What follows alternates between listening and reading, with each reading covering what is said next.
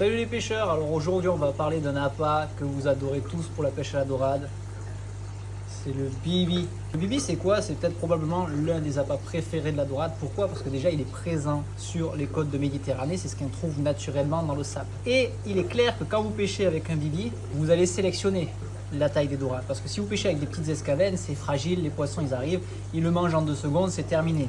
Alors qu'avec le bibi, qui est en plusieurs tailles, la couenne est beaucoup plus dure et comme il est plus gros, les petits poissons ont un peu plus de mal à le dévorer ou à l'engamer. Donc en fait, ça lui laisse le temps de rester plus longtemps sur le fond et de laisser autant à la grosse dorade de pouvoir venir le trouver et de le manger. Et ce qui est sûr, c'est qu'une grosse dorade, elle préférera toujours manger un gros appât en règle générale plutôt qu'un tout petit truc, même si l'inverse des fois ça pique. Après pour pêcher, il y a 2 écoles. Soit on pêche avec le bibi entier, là clairement on va sélectionner, on va pas se faire embêter par les titres et en général on fait des grosses dorades.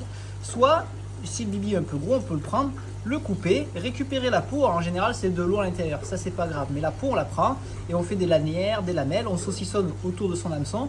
Et ce qui est cool, c'est que c'est des choses qui tiennent vraiment bien l'hameçon et le poisson ce qu'il aime c'est la couenne, c'est ça, avec un peu d'odeur. Franchement, les poissons, ils ont du mal vraiment à résister à la peau de cet appât naturel. Pour la conservation, je vous le dis de suite, le bibi, c'est quelque chose qu'il faut conserver entre 11 et 15 degrés. Donc, on ne le met pas au frigo, s'il vous plaît. Ne le mettez pas au frigo. Ok, pas dans le bac à légumes, pas en haut du frigo. On le met dans une glacière avec un pain de glace. On le met dans une cave à vin. Ou alors, vous le mettez dans un bon gros seau avec de l'eau de mer, ça de sable en bas pour qu'il puisse s'enterrer, un petit bulleur dedans, dans une pièce fraîche. Et je vous garantis, on a des gens qui gardent les bibis 1 mois, 2 mois, voire 3 mois à certaines périodes de l'année.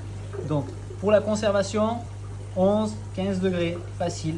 Et avec ça, je vous garantis, vous allez en sortir de la dorade. Et si vous prenez des gros bibis, grosse dorade, c'est clair, net et précis. Alors pour ceux qui se posent la question, comment on le met entier? En fait, on va le passer à l'aiguille et surtout, une astuce pour, si on ne veut pas le percer, c'est de chercher le trou de balle. Le trou de balle, il est exactement ici. Vous voyez, sur les gros modèles, c'est facile. On repère une tache qui est souvent sur le 3/4 du bibi.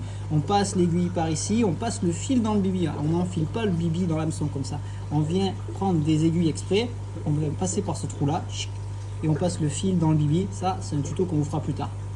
Et en passant par là et par le milieu de l'autre côté, si on est doucement, eh ben, on perce pas le bibi et il arrive même à rester des fois un peu vivant dans l'eau. Si vous n'avez pas de touche, vous récupérez 3 heures après, le bibi il est toujours sur le fil. Vous prenez le bibi, vous le remettez dans votre boîte, vous le ressortez le lendemain, il est nickel propre. Donc ça, c'est une super astuce pour pêcher avec le bibi entier.